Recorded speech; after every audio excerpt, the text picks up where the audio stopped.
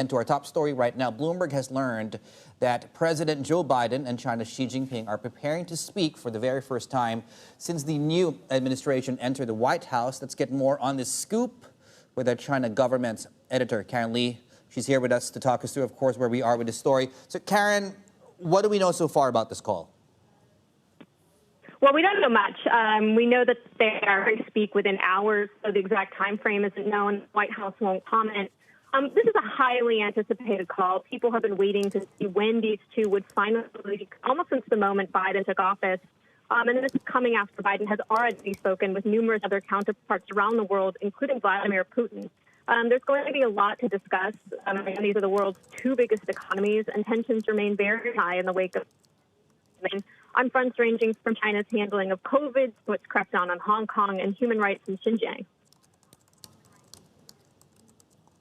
Right. So, I mean, obviously the agenda is quite full, and hopefully they get to all of this, unlikely that they will. Talk to us about timing, and also obviously that dovetails into the significance of this call.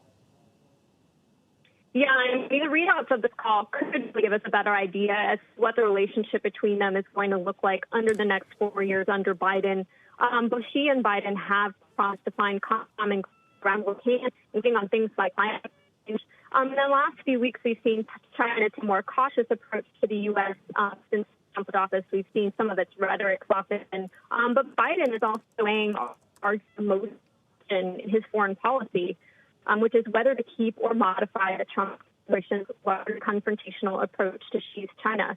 And to that extent, the timing is interesting because just in the last days, the U.S. announced a new Pentagon task force that is going to review defense policy towards China. So I think once we have the readout of both of those things, we're going to know a lot more on what this relationship is going to look like. I know you mentioned, Karen, that we don't really know a lot of details. At least we know thereabouts next couple of hours.